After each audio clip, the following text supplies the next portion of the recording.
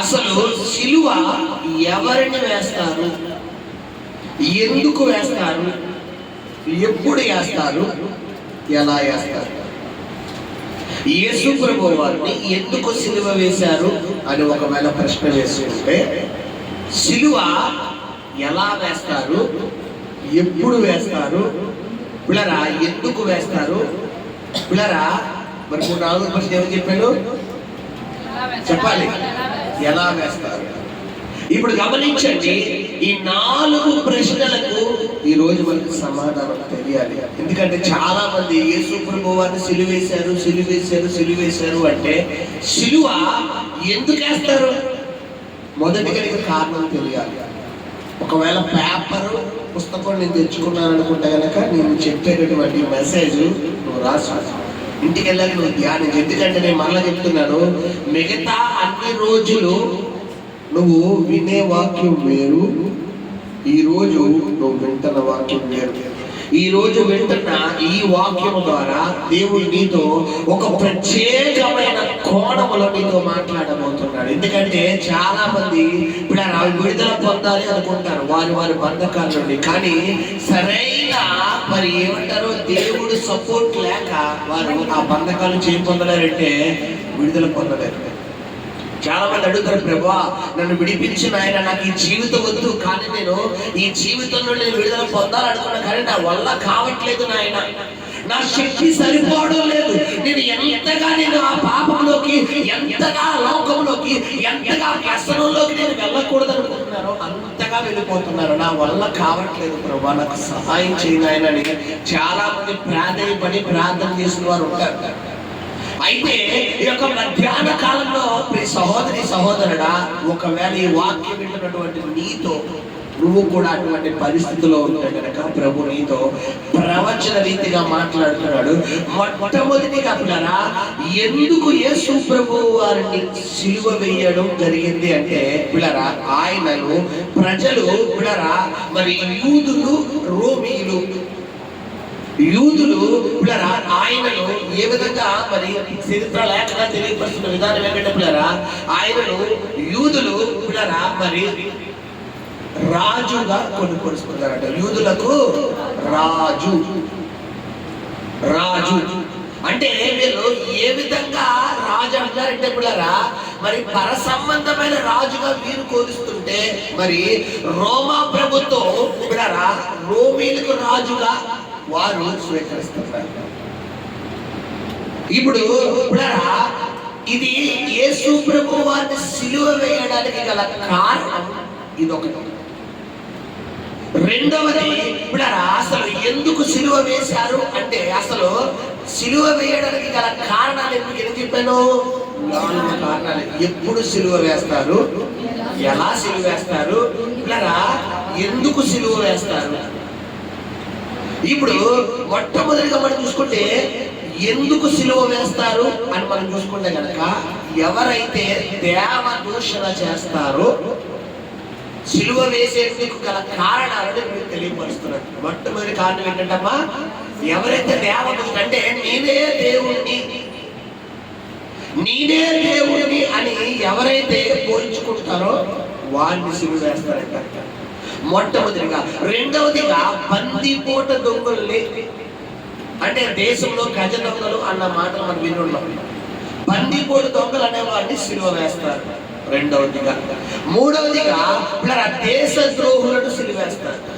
దేశద్రోహులు అంటే ఒక దేశంలో ఉంటూ ఆ దేశంలో ఉన్నటువంటి రహస్యాలన్నిటినీ కూడా ఇతర దేశాలకి అందిస్తూ ఈ దేశం నుండి మరి శత్రువుల యొక్కకు మరి ఈ సీక్రెట్లు అన్ని అందించేటటువంటి వ్యక్తులను ఏం చేస్తారు, పట్టుకుంటే సిలువేస్తారు. హల్లెలూయా. మనం చూసుకుంటే మరి బానిసలు అయిన వారిని కూడా సిలువేస్తారంట. బానిసలు అంటే ఎవరైతే ఇతర దేశాల నుంచి బానిసలుగా తీసుకొస్తారో వారిని కూడా ఏం చేస్తున్నారా, సిలువ వేస్తారు. 4 రకాల వారిని సిలువేస్తారు. దేశద్రోహులు, బానిసలు, బందిపోటు దొంగలు, దేవుడి దైవ దూషణ, నేనే దేవుడిని అని చెప్పుకున్నవారు. ఇప్పుడు ఈ 4 కోణాలలో సిలువ వేయడానికి ఏ ఒక కారణం లేదు. ఆయన నిజంగానే దేవుడు. ఇంకా నేనే దేవుడు అని చెప్పుకోండి. ఆయన ఎక్కడ కూడా నేను దేవుడు అని బైబిల్లో చెప్పలేదు. దాని తండ్రి నన్ను పంపాడు, నన్ను పంపిన తండ్రి చిత్తమే చేయడానికి ఈ లోకానికి వచ్చాను తప్ప నా చిత్తం అంటే నేనే దేవుడు అని బైబిల్లో ఎక్కడ లేదు. యేసుప్రభువు వారు తెలుసా పిల్లరా, నేనే మార్గము, నేనే సత్యము, నేనే జీవము అన్నాడు తప్ప నేనే దేవుడు, నా తండ్రి నన్ను పంపాడు అని అంటున్నాడు. కాబట్టి దైవ దోషం చేయలేదు. ఇంకా దేశద్రోహి అసలు కానే కాదు. యెరూషలేమా నిన్ను ప్రేమించేవారు వర్ధిల్లుదురు అన్నాడు. యెరూషలేములో ఇశ్రాయేలు జనం కోసమే నేను వచ్చాను అంటున్నాడు ఆయన. కాబట్టి దేశద్రోహి కాదు. ఇంకా బానిస అసలా కాదు. మనం చెప్పక్కర్లేదు. 3 దిండి దాడులు బందిపోవడం అసలా కాదు. ఇప్పుడు ఈ 4 లక్షణాలు ఉన్నవారు ఎవరైతే ఉన్నారో వారిని సిలువ వేయాలి. కాబట్టి ఆయన సిలువ వేయడానికి ఆయన అంత మాత్రం కూడా తగిన అర్హత ఆయనకి లేదు. తప్పు ఆయన చేసేది ఎక్కడ కనబడతలేదు. మరి ఎందుకు ఆయన సిలువ వేయబడ్డాడు? మొదటిగా. రెండోది, ఎవరికి సిలువ వేస్తారు అంటే మనం కారణం తెలుసుకున్నాము. ఎప్పుడు సిలువ వేస్తారు అని మనం ఆలోచిస్తే పిల్లరా, మన జీవితంలో ఎవరైతే ఈ యొక్క లక్షణాలు కలిగిన వారు ఎవరైతే ఉన్నారో, ఈ బందిపోడు దొంగలు కావచ్చు, వీరి యొక్క అగాయిత్యాలు వీరు మితిమీరిపోయినప్పుడు సిలువ వేస్తారు. హల్లెలూయా. ఓకే, ఇప్పుడు ఎన్ని రోజులు ఈ సిలువ మరణము మనం వధిస్తాడు మనం పరిశోధిస్తే గనక, లేఖనాలు మనం పరిశోధిస్తే పిల్లరా, ఈ సిలువ వెయ్యడం అనేదంట 6 రోజులు సిలువలో నడుస్తారంట. ఎన్ని రోజులు? 6 రోజులు. సిలువ వేసింది మొదటి రోజు నుండి 6 రోజుల వరకు ఆ వ్యక్తిని సిలువ మీద ఉంచుతారు. ఒకవేళ 6 రోజుల తర్వాత ఈ వ్యక్తి కనుక బతికి ఇంకా ఉంటే 7వ రోజు వాళ్ళే చంపేస్తారు. 7వ రోజు ఏం చేస్తారు పిల్లరా? వాళ్ళే చేతులారా చంపేస్తారు. కాబట్టి ఇక్కడ గమనించండి పిల్లరా, మరి యేసు ప్రభువు వారు 6 రోజులు చనిపోలేదు కానీ 6 గంటలు మాత్రమే సిలువలో ఆయన పిల్లరా భారమైన ఆ యొక్క ప్రాణాన్ని, ఆ భారాన్ని ఆయన భరించాడు. హల్లెలూయా, హల్లెలూయా, హల్లెలూయా. గమనించు సహోదరి సహోదరుడా, ఎవరి కొరకు ఆయన సిలువలో తన రక్తాన్ని పణంగా పెట్టాడు అని మనం ఆలోచిస్తే ఎవరి కొరకమ్మా? నీ కొరకు, నా కొరకు మాత్రమే. హల్లెలూయా, హల్లెలూయా. చూడండి, ఒక వ్యక్తి అంట కరెంట్ షాక్ తగిలితే, ఒక వ్యక్తి కరెంట్ షాక్ తగిలితే దాదాపు 5 సెకండ్లో చచ్చిపోతాడు. ఎన్ని సెకండ్లు? 5 సెకండ్లో చచ్చిపోతాడు.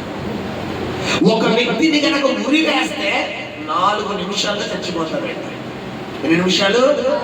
4 నిమిషాలు. అయితే ఒక వ్యక్తిని సిలువ వేస్తే 6 రోజుల వరకు చచ్చిపోతాడు. ఇప్పుడు మరణం అనేది త్వరగా వస్తే బాగుంటుందా? అంటే వేగంగా చచ్చిపోతే పర్వాలేదా? ఆలస్యంగా చచ్చిపోతే పర్వాలేదా? వేగంగా చచ్చిపోవాలి. మరణం అనేది వస్తే ఇలా వచ్చి అలా వెళ్ళిపోయేలా ఉండాలి. అంతేగాని కొంతమందికి పక్షవాతం వస్తుంది, సంపూర్ణ పక్షవాతం. ఇలాంటి మరణం ఎవరికి రాకూడదు. ఎందుకు పిల్లరా? ఇంకా కాళ్ళు చేతులు మొత్తం బాడీ ఏమైపోతుంది? ఇంకా మంచం మీద ఇంక చచ్చిపడిపోద్ది.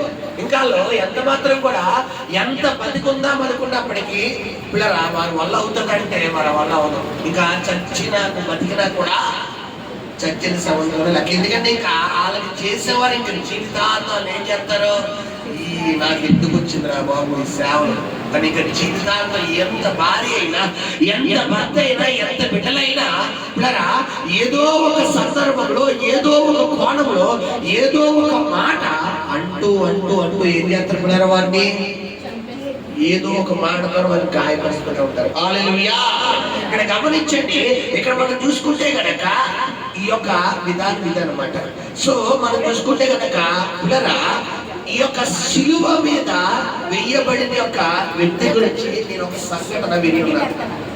ఏంటంటే పిల్లరా సిలువలో ఇలాగా ఒక క్రాస్ కి ఒక వ్యక్తిని వేలాడదీసినప్పుడంట 6 రోజులు ఈ వ్యక్తిని సిలువ మీద ఉంచుతారు కదా. ఉంచినప్పుడంట మరి ఆకాశంలో కొన్ని గ్రద్దలు, కొన్ని పక్షిరాజులు, కొన్ని గ్రద్దలు తిరుగుతాయి కదా. ఇవి మా యొక్క మాంసం కోసం, ఈ యొక్క చనిపోయిన వారి శవాల కోసం ఏం చేస్తాయి? ఆకాశంలో తిరుగుతాయి. ఇవంట ఇలా వచ్చి మరి ఏం చేస్తాయంటే ఈ యొక్క ఎవరైతే సిలువ వేయబడ్డారో వారి యొక్క ఆ యొక్క మాంసం, బ్లడ్ స్మెల్ ఏం చేస్తాయి? పసిగట్టి ఆ వ్యక్తి మీద, ఈ భుజం మీద కానీ, ఈ తల మీద కానీ నిలబడి ఇలా ఈ ముట్టుతో పొడుచుకుని ఆ మాంసం వేస్తాయండి. ఇది మొదటిది.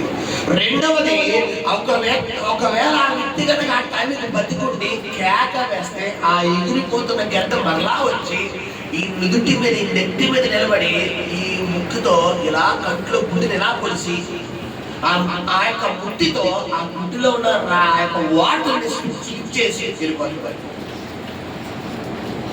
చూసారా ఎంత ఘోరమైన మరణము గమనించండి. హల్లెలూయా! ఎంత హింసాత్మకమైనది సిలువ మరణము. హల్లెలూయా! హల్లెలూయా!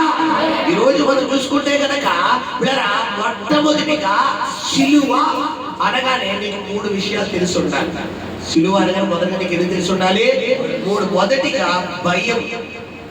మొదటిగా ఏంటమ్మా? భయం. రెండవదిగా నీకు సిగ్గు. రెండవదిగా నీకు ఏం తెలిసి ఉండాలి? సిగ్గు. మూడవదిగా మరణం. మూడవదిగా ఏం తెలిసి ఉండాలి నీకు? మరణం. మొదటిగా భయం గురించి చూసుకుంటే పిల్లరా, ఎవరైతే సిలువను మోస్తారో, అందుకని యేసు ప్రభువు మీరు వెంబడించేవారు ఏం చెప్పారు? ఎవరి సిలువను వాడు మోసుకోండి. మీ సిలువను మీరు మోయండి అంటే యేసు ప్రభువు వారిని వెంబడించాలి అంటే మొట్టమొదటిగా నీలో ఏముండకూడదు? భయం ఉండకూడదు. నీలో భయం. నువ్వు లోకం గురించి, అపవాది గురించి, అనారోగ్యం గురించి, అప్పుల గురించి, సమస్యల గురించి నువ్వు భయపడిపోతే నువ్వు యేసుని వెంబడించలేవు. నువ్వు యేసుని వెంబడించాలి అంటే ఏ యొక్క దురాత్మ శక్తి నిమిత్తం నీకు ఏముండకూడదు? భయం ఉండకూడదు. ఏ పాపం గురించి నీకు ఏముండకూడదు? భయం ఉండకూడదు. ఏ లోకం గురించి నీకు ఏముండకూడదు? భయం ఉండకూడదు. హల్లెలూయా! హల్లెలూయా! రెండవదిగా సిలువను వెంబడించే వారిలో సిగ్గు ఉండకూడదు. చాలా మందికి పాట పాడాలంటే సిగ్గు, ప్రార్థన చేయాలంటే సిగ్గు, వాక్యం చదవాలంటే సిగ్గు, నలుగురిలో దేవుడు మాటలు చెప్పాలంటే సిగ్గు. మనం అశ్లీలమైనవి చేయడం లేదుగా, అపవిత్రమైనవి చేయడం లేదుగా, ఇతరులలో ముందు మనం సిగ్గు తెచ్చుకున్న పనులు చేయడం లేదుగా. సాక్షాత్ దేవుడి గురించి మనం చెప్తున్నాం. మరి దేవుడి గురించి ఇతరులకు నువ్వు చెప్పడన్నప్పుడు నీకెందుకు సిగ్గేస్తుంది? ఏమో వచ్చి నిలబడి ఒక పాట పాడమంటే నాకు సిగ్గండి, నా వాయిస్ బాగోదండి. అమ్మ ఒక వాక్యం చెప్పమ్మా అంటే నాకు సిగ్గండి, నాకు భయం అండి, మనుషులు చూస్తే నాకు దరదలాడిపోతండి. అమ్మ ఒక దేవుడు సాక్ష్యం చెప్పమ్మా అంటే నాకు సిగ్గండి. ఇప్పుడు ఎవరికన్నా వెళ్ళి ఈ కబుర్లు చెప్పమ్మా అంటే ఏం చేస్తారమ్మా? మనకు ముక్కు మొహం తెలియదు కూడా వీళ్ళు ఏం చేస్తాం? మనం పరిచయం పెంచేసుకుని కబుర్లు చెప్పారు. ట్రైన్ ఎక్కుతాం. ట్రైన్ ఎక్కిన తర్వాత ముక్కు మొహం తెలుసాలు, కానీ ఏం చేస్తాం పిల్లరా? ఏ ఊళ్ళో వస్తున్నారండి? మాట కలుపుతాం. మరి దేవుడు విషయంలో వచ్చేసరికి నువ్వు ఎందుకు మాట కలుపుకోకపోతున్నావు? కాబట్టి సిలువను వెంబడించే వాళ్ళు ఏముండకూడదమ్మా? సిగ్గు ఉండకూడదు. రెండవది. మూడోది మరణం. సిలువను వెంబడించే వాళ్ళు మరణ భయం కూడా ఉండకూడదు. సిలువలో మరి యేసు ప్రభు మరణానికి భయపడ్డా? మరణం భయపడిందా? మరణమే భయపడింది. అయ్య బాబోయ్, ఇలాంటి మరణం నేను ఎక్కడా చూడలేదు, ఇలాంటి వ్యక్తిని ఎక్కడా చూడలేదు. ఎందుకంటే పిల్లరా, గట్టిగా ఒక మాట చెప్పాలంటే మన చేయికి నాడు ఉంటుంది. ఈ నాడి కనుక ఇలా కోసుకుని 1 గంట సేపు మనం పడున్నాం అనుకోండి, ఏమైపోతావు? చచ్చిపోతాం. ఇప్పుడు ఈ పేక కనుక ఇలా నొక్కుంచేవనుకోండి, చచ్చిపోతాం. ఎవరైనా ఒక పిడికిలు పట్టుకుని గుండె మీద గుద్దారనుకోండి, చచ్చిపోతాం. మెడ ఇలా వెనక్కి ఇలా తిప్పారనుకోండి, చచ్చిపోతాం. నడువుని ఇలా వెనక్కి పెట్టి కాలు చేసి ఇలా ఉంచేవనుకోండి, చచ్చిపోతాం. మరి యేసు ప్రభువు వారిని ఎన్ని చిత్రహింసలు కలిసి చనిపోయాడు. ఆయన చిట్ట చివరి వరకు ఆయన చెయ్యాల్సిన పని చేసే వరకు ఆయన చెప్పాల్సిన మాటలు చెప్పే వరకు ఆయన ప్రాణాన్ని ఏం చేయలేదమ్మా, విడువలేదు. హల్లెలూయా. మరి నీకు చిన్న దగ్గొస్తే భయం, చిన్న జ్వరం వస్తే భయం, చిన్న తుమ్మొస్తే భయం, చిన్న నొప్పి వస్తే భయం, చచ్చిపోతానేమో. మరి ఇలాగ మరణానికి నువ్వు భయపడిపోతే ఎప్పుడు సిలువను వెంబడిస్తావు? నువ్వు తినడానికి పడడానికి సిగ్గుపడితే ఎప్పుడు సిలువను వెంబడిస్తావు? నువ్వు అపవాదికి, లోకానికి, దెయ్యానికి, అప్పులకి, శాపానికి భయపడిపోతే ఎప్పుడు సిలువను వెంబడిస్తావు? ఈ యొక్క మధ్యాహ్న కాలంలో దేవుడి పరిశుద్ధాత్మ దేవుడు నీతో మాట్లాడుతున్నాడు. హల్లెలూయా. ఇది మొదటిగా పాయింట్. రెండవదిగా సిలువ అనేది దేని తెలియపరుస్తుందంటే భయంకరమైన హింస మరియు క్రూరమైన మరణం అంట. సిలువని దేని తెలియపరుస్తుందమ్మా? భయంకరమైన హింస, క్రూరమైన మరణం. ఎంత భయంకరమైనటువంటి మరి హింస అంటే యేసు ప్రభువు వారిని మనం చూసినటువంటి విధానం పిల్లరా. మరి ఇక్కడ మనం చూసుకుంటే కనుక ఆయనను మరి ఆ యొక్క ఏమంటారు, ఆ సిలువ ఏదైతే ఉందో ఆ సిలువను పిల్లరా మరి ఆయనను సిలువలో పెట్టినటువంటి ఆ యొక్క విధానానికి ముందు, ఆ సిలువకు అప్పగించడానికి విధానానికి ముందు గురువారం రాత్రి ఆయన తీసుకువెళ్ళారంట. ఎవరి దగ్గరికి? మరి న్యాయాధిపతి, ప్రధాన యాజకుడి దగ్గరికి. ప్రధాన యాజకుడి దగ్గర తీసుకువెళ్ళి పిల్లరా ఈయన మరి నేనే దేవుడు అంటున్నాడు, ఈయన రాజు అంటున్నాడు అని చెప్పి ఈ యొక్క కొన్ని లేనటువంటి కారణాలు ఆయన మీద పుట్టించి ఆయనని సిలువ వేయమని చెప్పడానికి ప్రధాన యాజకుడి దగ్గర తీసుకొచ్చారట. మరి ఆ ప్రధాన యాజకుడి దగ్గర తీసుకెళ్తే అక్కడ పని అవ్వలేదు. మళ్ళా అక్కడ తీసుకెళ్లారు, మళ్ళా పిలాతు దగ్గర తీసుకెళ్లారు. మళ్ళా పిలాతు దగ్గర కూడా పని అవ్వలేదు. మళ్ళా పిల్లరా మళ్ళా అక్కడ తీసుకెళ్ళి మళ్ళా కైజర్ దగ్గర తీసుకొచ్చారు. మళ్ళా అక్కడ పని అవ్వలేదు. ఇలా మనం చూసుకుంటే పిల్లరా ఒక రాత్రే 6 సార్లు అన్యాయంగా ఆయన తిప్పాడు. ఎన్నిసార్లు అమ్మా?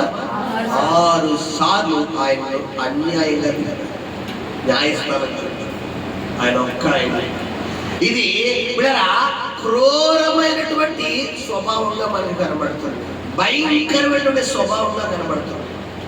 సో ఇప్పుడు యేసు ప్రభువు వారిని మరి పిల్లరా ఆ సిలువ విధానం గురించి, ఆయన కొట్టినటువంటి ఆ కొరడా గురించి, ఆయన తల మీద పెట్టినటువంటి ఆ యొక్క ముళ్ళ కిరీటం గురించి, ఆ చేతులకు కొట్టినటువంటి ఆ మేకుల గురించి మనం వినబోతున్నాము. మొట్టమొదటిగా పిల్లరా ఈ యేసు ప్రభువు వారిని ఈ యొక్క గురువారం రాత్రి ఆయన్ని పట్టుకుని 3 న్యాయస్థానాలకు అన్యాయంగా 6 సార్లు తిప్పిన తర్వాత అక్కడ పిల్లరా మరి ఆ యొక్క పిలాతు అన్న వ్యక్తి ఈ వ్యక్తిని ఏం చేయమన్నారంటే ఇతన్ని కొరడాలతో కొట్టండి. ఏం చేయమన్నారంట? కొరడాలతో ఇతన్ని ఏం చేయాలి పిల్లరా? కొట్టండి అని ఒక ఏమంటారు ఒక తీర్పు ఇచ్చేసాడు. సో ఈ కొరడాలతో కొట్టే విధానం ఎలా ఉంటదంటే గమనించండి పిల్లరా, ఆ కొరడా కొట్టేటువంటి కర్ర పిల్లరా 1 అడుగున్నర ఉంటదంట. ఆ కొరడా కొట్టే కర్ర ఎంత ఉండదమ్మా? 1 అడుగున్నర ఉంటదంట పిల్లరా. ఆ కొరడా ఏమో గమనించండి 1.5 మీటర్ ఉంటదంట. కొరడా కొట్టే కర్ర ఎంత ఉంటది? 1 అడుగున్నర. ఆ కొరడాకు పెట్టిన ఆ తోలు ఏదైతే ఉంటుందో పిల్లరా తోలు 1.5 మీటర్ ఉంటదంట. మీటర్లో 1 మీటర్ తోలు ఉంటది. ఆ 1/2 మీటర్ని వారు 3 భాగాలుగా కట్ చేస్తారంట. ఆ తోలుని 3 భాగాలుగా కట్ చేసి ఒక్కొక్క భాగానికి పిల్లరా గాజు పెంకులు గాని లేదా పిల్లరా మరి మేకులు గాని లేదా సీసముతో కూడినటువంటి మరి ఇనప బాళ్ళు గాని పిల్లరా వాటికి తగిలించి వాటిని గట్టిగా ఉంచేస్తారంట. ఎప్పుడైతే ఇప్పుడు ఆ 2 వ్యక్తులు యేసు ప్రభువు వారికి సిలువలో ఆయన ఇక్కడ యేసు ప్రభువు వారిని సిలువ కాదు, యేసు ప్రభువు కొరడా కొట్టించడానికి మధ్యలో నిలబెడితే ఇటొక వ్యక్తి ఉంటాడు కొరడా పట్టుకుని, ఇటొక వ్యక్తి ఉంటాడు, మధ్యలోనేమో ప్రధాన యాజకుడు ఉంటాడంట. ఇతను కౌంట్ చేయాలి. ఇతను కౌంట్ చేసి 1 2 3 4 ఫైన్ అని. ఇప్పుడు ఈ ఇటున్న వ్యక్తి పిల్లగా కొరడా పట్టుకుని ఈ యొక్క తయారు చేయబడినటువంటి కొరడా ఏదైతే ఉందో ఈ కొరడా పట్టుకుని ఇలా కొట్టి ఇలా లాగరంట. ఈ కొరడా పట్టుకుని ఉదాహరణకు ఇలా ఈ షేప్ లో ఇంటూ షేప్ లో ఒక వ్యక్తి ఇటువైపు ఉన్న వ్యక్తి ఇటువైపు ఇంటూ చేస్తే ఇటువైపు క్రాస్ చేస్తే ఇది ఇక్కడ స్టార్ట్ అయ్యి ఇలా వచ్చి ఈ బాడీ అంతా కూడా చుట్టిన తర్వాత ఇలా దాన్ని మళ్ళా ఇలాగే లాగుతాడంట. అంటే ఇటేం స్టార్ట్ అయ్యి ఇటేపు నుంచి వచ్చేది ఫ్రంట్ నుంచి వచ్చాడు. అటే ఉన్న వ్యక్తి ఇలా పట్టి ఇటే కొట్టే ఇది ఇటే పడిన క్రాస్ అయ్యి ఇలా వచ్చేస్తాడు. అంటే ఈ ఏదైతే గాజు పెంకులు ఏదైతే మేకులు ఏదైతే మరి ఐరన్ బాల్స్ ఏదైతే ఉన్నాయో అవి బాడీని చుట్టి గట్టిగా స్ట్రక్ అయిపోతాయి. ఎప్పుడైతే దాన్ని ఇలా లాగుతారో ఏమైపోతుంది పిల్లరా అందులో మాంసం ముక్కలు ఏమైపోతాయి ఒక డైమండ్ షేప్ రూపంలో ఒక ట్రయాంగిల్ షేప్ రూపంలో ముక్కలు బయటకు వచ్చాయి. ఇలాగా పిల్లరా మరి యూదులలో ఎవరైతే తప్పు చేస్తారో వాళ్ళలో కొంతమంది 15 దెబ్బలకే చనిపోతారట, 20-25 దెబ్బలకే చచ్చిపడిపోతారు. కానీ మన యేసయ్య ఎన్ని దెబ్బలకు కూడా తట్టుకోగలిగాడు? 1-40 కొరడా దెబ్బలు తట్టుకోగలిగాడు. హల్లెలూయా! ఇది ఇంత హింసాత్మకంగా ఇంకా సిలువ వేయలేదు. సో ఇప్పుడు ఎవరైతే యేసయ్య ఉన్నారో పిల్లలు యేసు ప్రభు వారు హైట్ ఏమో 6 feet. ఆయన హైట్ ఎంతమ్మా? 6 feet. ఇప్పుడు ఆయన కొరడా కొట్టినప్పుడంట గమనించండి 2 చేతులు కట్టేసి 1.5 చెక్క భూమిలో నాటి 1.5 చెక్క భూమిలో నాటి పిల్లరా ఒక పశువుని కడతారు చూసారా? ఒక పశువుని ఇలాగా ఈ పశువు మెడకి తాడేసి పశువును కడదీసారా? అలాగా 2 చేతులు చేతులు తాళ్ళతో కట్టేసి ఈ తాడు తీసుకెళ్లి పిల్లరా ఈ కాళ్ళు ఎలా విడదీసి పిల్లరా ఈ వ్యక్తిని ఎలా కిందకు వంచి అప్పుడు కొడతారంట. అప్పుడు కొడితే ఇప్పుడు హాఫ్ ఆఫ్ ది బాడీ ఎక్కడికి వెళ్ళిపోతుంది? ఇప్పుడు కిందకి వెళ్ళిపోద్ది. ఇప్పుడు ఈ కొరడా ఏమో 1.5 feet. ఈ యొక్క మన వీపు 2 భాగాలు తీస్తే 1 మీటర్ ఉంటుంది. ఇప్పుడు ఎప్పుడైతే ఈ కొరడా ఎలా కొట్టారో ఇది ఆటోమేటిక్ అడిగిపోతుంది. ఇలా జంజు ఉంటుంది చూస్తారా? బ్రాహ్మణులు జంజు వేస్తారు. ఆ జంజు లాగా ఇలా కొట్టగానే ఏమైపోతుందమ్మా వెంటనే ఇది బాడీలోకి వెళ్ళిపోతుంది. అలాగా ఈ టేప్ నుంచి ఒకరు ఇలాగనమాట ఎక్స్ ఆకారంలో అలాగా పిల్లరా ఆయన వీపును మరి ఏషియా గ్రంథంలో చెప్తున్నాడు దున్నబడిన పొలములే చేసేసింది. ఈ విధంగా చేసిన తర్వాత 40-39 కంటే ఎక్కువ కొట్టరంట. ఇక్కడ అయిపోయిన తర్వాత ఇది మొదటి స్టెప్. తర్వాత పిల్లరా ఆ యెరూషలేము వీధుల్లో గోల్గోతా అనే కొండ మీద కపాలమనబడే స్థలము దగ్గరికి సిలువ వేయడానికి ఎలా తీసుకెళ్తారంటే మనం సినిమాలో చూసినట్టుగా పిల్లరా సిలువ క్రాస్ చూస్తారా? ఆ క్రాస్ మోసి తీసుకెళ్తారు. అలా తీసుకెళ్తారంట. అది సినిమా. ఒరిజినల్ ఏంటంటే పిల్లరా ఆ సిలువ పైన ఉన్నటువంటి ఈ నిలువుగా ఉన్న భాగము ఈ అడ్డంగా ఉన్న భాగము కింద కాళ్ళ దగ్గర ఇంకో భాగం ఉంటుంది. చెక్క మొత్తం 3 చెక్కలు ఉంటాయి. మనం చూసినట్టుగా 2 చెక్కలు కాదు. ఈ యొక్క అడ్డ చెక్కలంట ఈ భుజాల మీద పెట్టి ఇలాగెట్టి ఇలా ఈ మెడ మీద పెట్టి ఈ కాడి కింద ఎలా పెట్టి పిల్లరా ఈ చెక్క బరువు అంట 60-70 కేజీలు ఉంటారు. 60-70 కేజీలు బరువు ఉంటుంది. ఈ 60-70 కేజీలు ఉన్న బరువుని చెక్కని పిల్లరా యెరూషలేము వీధుల దగ్గర స్టార్ట్ చేసి ఎక్కడికి తీసుకెళ్తారు? ఏకంగా గోల్గోతా అనే కొండ మీదకి తీసుకెళ్తారు. మధ్యలో ఆయన మనం చూసుకుంటే సినిమాలు చూసుకుంటాం ఆయన పడిపోతున్నట్టు చూసారా? ఎందుకంటే పిల్లరా యెరూషలేము మరి గమనించండి క్రాస్ అయితే పడిపోవడానికి అవకాశం ఉంటుంది. ఎందుకు? మధ్యలో ఏమవుతుంది? చెక్క ఆపుతుంది కదా. దీని మీద బేస్ అయిపోతాం. బేస్ అయిపోయి మనం పడిపోకుండా ఈ క్రాస్ ఏం చేస్తుంది? కింద ఉన్నది ఆపుతుంది. కానీ ఈ ఒరిజినాలిటీ ఏంటంటే పట్టుకోవడం ఉండదు. హల్లెలూయా! అలాంటి సమయంలో వారిని తీసుకెళ్తారంట. తీసుకెళ్ళి కరెక్ట్ గా ఆయన గొల్గొతా కొండ మీద ఆయన పడుకోబెట్టి మొత్తం బట్టలన్నీ తీసేస్తారంట.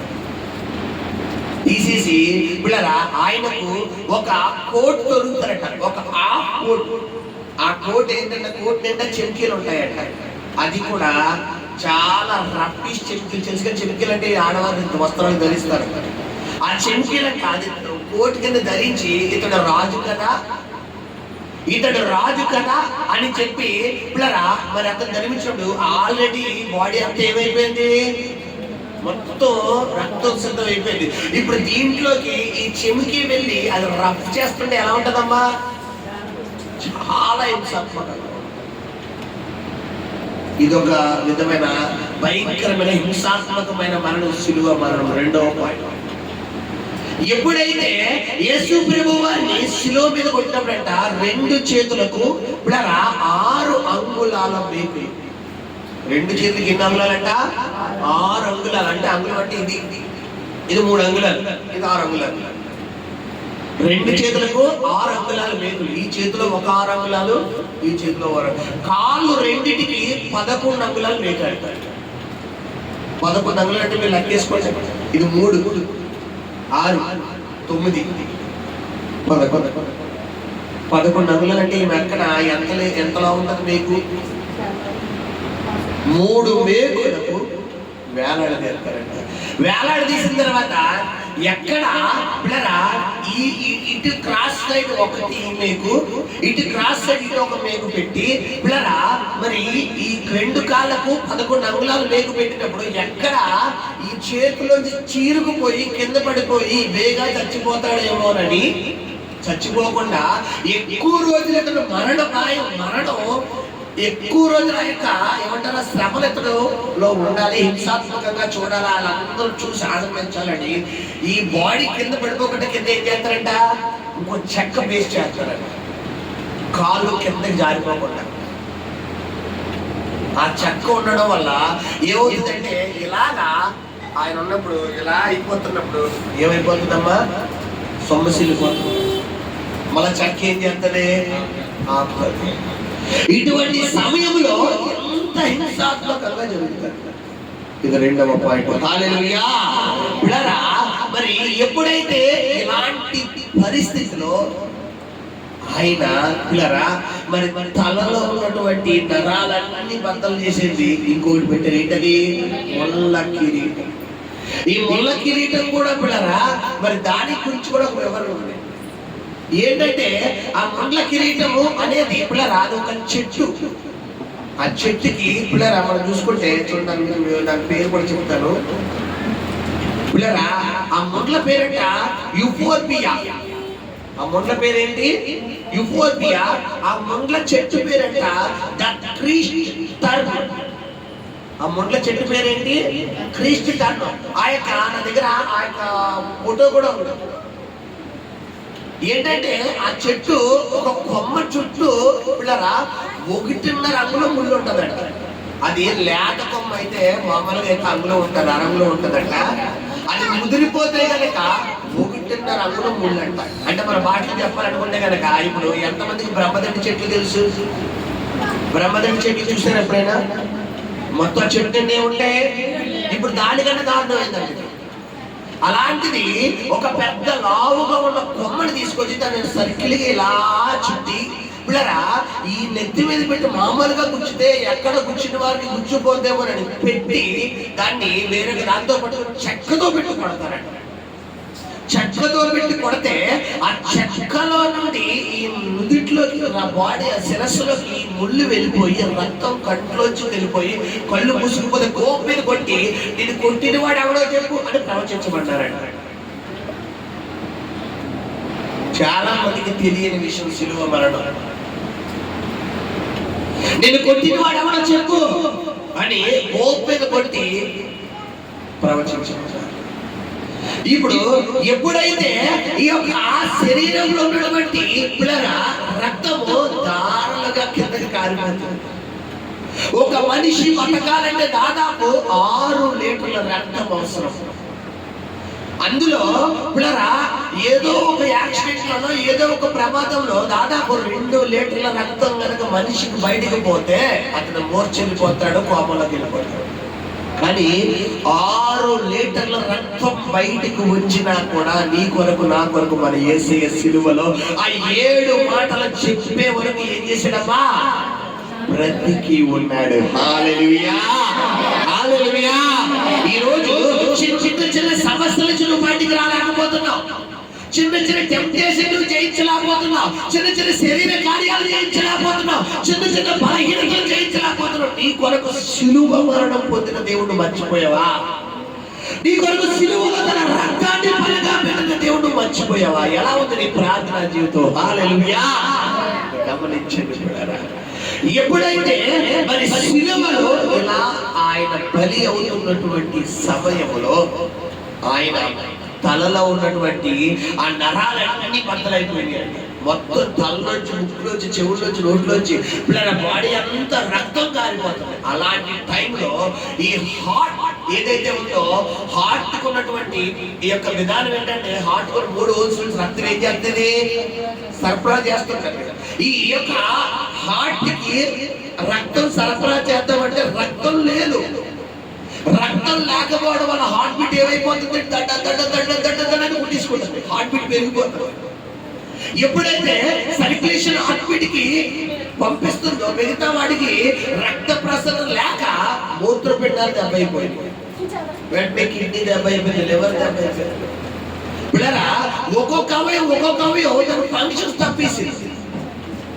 అలాంటి సమయంలోనే నా ప్రభు నీ కొరకు నా కొరకు పిల్లరా ఎప్పుడైతే ఆయన శిలువ మీద పిల్లరా రక్తం అంతా పోతుందో అప్పుడు పలికిన మాట ఏమంటే దప్పికొని ఉన్నాను, దాహం దాహం దాహం అంటాడంట. అలాంటి సమయంలో వారు ఎప్పుడైతే మనిషిలో ఈ రక్తం అనేది బయటికి పోతుందో ఆటోమేటిక్గా మనం చూసుకుంటే యాక్సిడెంట్ అయినప్పుడు ఎక్కడన్నా రక్తం పోతే ఏం అడుగుతారు?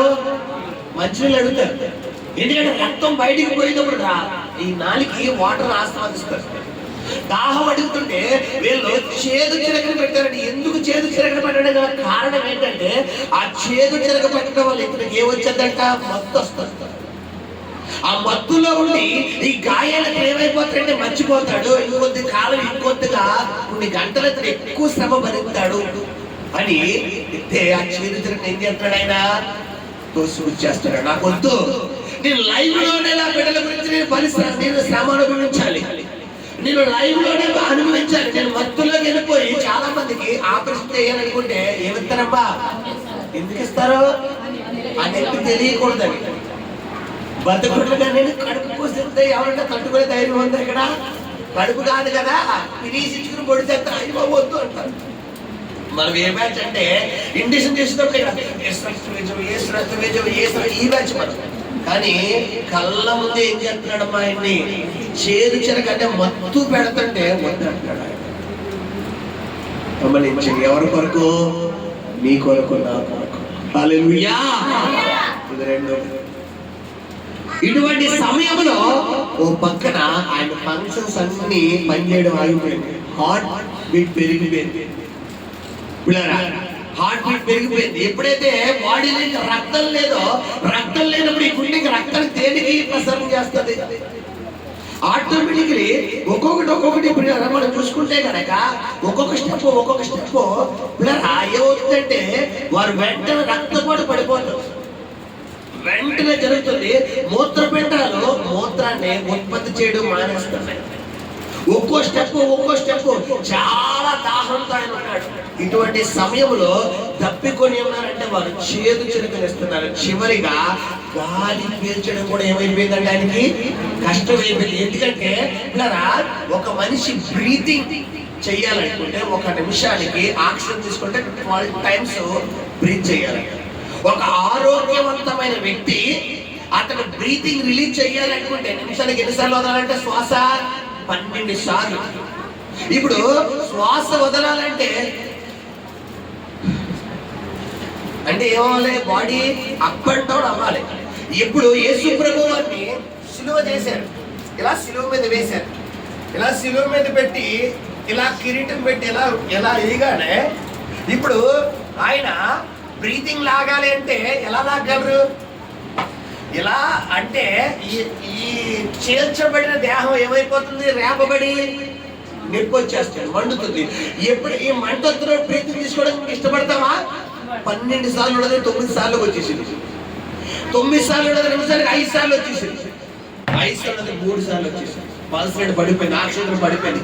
ఎప్పుడైతే ఆక్సిజన్ పడిపోతుందో మనిషి ఏమైపోతాడు? ఇంకా చనిపోతాడు.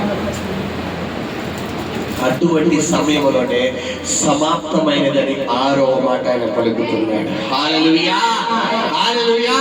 తండ్రి, లోకానికి నన్ను ఎందు నిమిత్తం పంపించావో, ఏ ఉద్దేశం నిమిత్తం నువ్వు పంపించావో, ఏ ప్రణాళిక నిమిత్తం నువ్వు పంపించావో, ఆ నీ చిత్తము చెయ్యి నిమిత్తం నేను సమాప్తం చేశానయ్యా. నువ్వు చెప్పిన ప్రతి పనిని సమాప్తం చేశానయ్యా అని 6వ మాట పలికి చివరిగా 7వ మాట, తండ్రి నీ చేతికి నా ఆత్మను అప్పగిస్తున్నాడు, తీసుకో అని హ్యాపీగా తన ఆత్మను అప్పగించిన దేవుడు. హల్లెలూయా, హల్లెలూయా.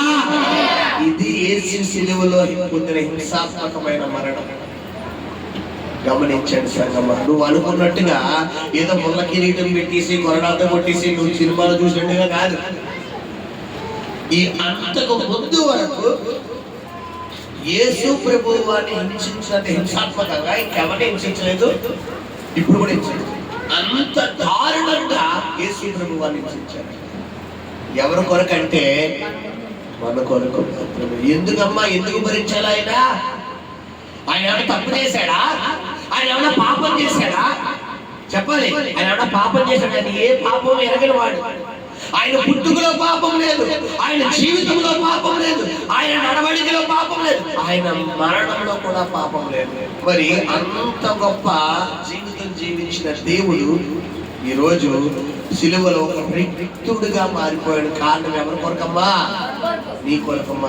ఇలాంటి మరి హింసాత్మకంగా మరి మార్చబడి హింసాత్మకంగా మరి గాయాలు పొందిన యేసయ్య నీ ముందు నిలబడి ఉండగా ఈ రోజు నీ యొక్క జీవితం యేసయ్య కొరకు నువ్వు అర్పించగలుగుతావా?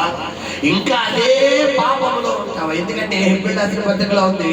ఇప్పుడు మన బైబిల్లో మనం చూసుకున్న ఒక మాట ఉంది, సతీరన్నా హెబ్రీయులు కదా, రోమిలకు రాసిన పత్రిక ఆ మాట చదువుతూ నేను మీకు ముగింపు చేస్తాను. రోమిలకు రాసిన పత్రిక 5వ అధ్యాయము చూడండి పిల్లరా, 6వ వచనం చదువునాడా? మనం ఇంకనూ బలహీనులమై ఉండగా క్రీస్తు యుక్త కాలమున భక్తిహీనుల కొరకు చనిపోయెను, నీతిమంతుని కొరకు సహితము ఒకడు చనిపోవుట అరుదు, మంచివాని కొరకు ఎవడైనా ఒకవేళ చనిపోవ తెగింపవచ్చును. అయితే దేవుడు మన ఎడల తన ప్రేమను వెల్లడిపరచుచున్నాడు. ఎట్లనగా మనం ఇంకనూ పాపులై ఉండగానే క్రీస్తు మన కొరకు చనిపోయెను. కాబట్టి ఆయన రక్తము వలన ఇప్పుడు నీతిమంతులుగా తీర్చబడి అదిగో హల్లెలూయా. గమనించండి, మనం ఇంకా పాపులై ఉండగానే క్రీస్తు మన కొరకు ఏమైపోయాడు? చనిపోయాడు. ఈ రోజు నువ్వు నీతిమంతులని కాదని చనిపోయింది. చాలా మంది అనుకుంటా నేను చాలా పవిత్రం. మన పవిత్రత బైబిల్లో మన నీతి ఆయన ముందు ఎంతో సమానం అంట, మురికి గుడ్డలతో సమానం. మన నీతే మురికి గుడ్డలతో సమానం అంటే ఇంకా మన అవినీతికి దేంతో సమానం మీరు అర్థం చేసుకోండి. మనం ఇంకా భక్తిహీనులుగా ఉండగానే క్రీస్తు మన కొరకు ఏమైపోయాడ? మన కొరకు ఆయన చనిపోయాడు. మరి ఈరోజు నీ ఆత్మ జీవితం ఎలా ఉంది? నీ ప్రార్థన జీవితం ఎలా ఉంది? నువ్వు దేవుడికి ఇచ్చే విధానం ఎలా ఉంది? ఎంత గొప్ప రక్షణ నువ్వు నిర్లక్ష్యం చేసిన ఎట్లా తప్పించుకుంటావు అంటున్నాడు బైబిల్. గమనించండి సంగమా, ఎలా ఉంటుంది ఆత్మ జీవితం? ఏమి తిరుగుమా, ఏమి తాగుదామా, ఏమి ధరించుకుందామా, ఏమి సంపాదించుకుందామా అనే సమయం కాదు ఇది.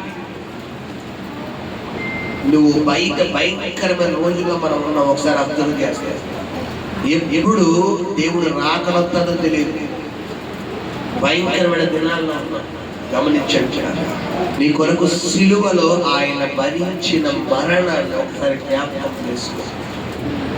దేవుడు తప్పకుండా నీ జీవితంలో గొప్ప మార్పును అనుగ్రహించబోతున్నాడు. హల్లెలూయా, హల్లెలూయా. ఈ కొద్ది మాటలు మన ఇంట్లో దీవించును గాక. ప్రార్థన. పరిశుద్ధ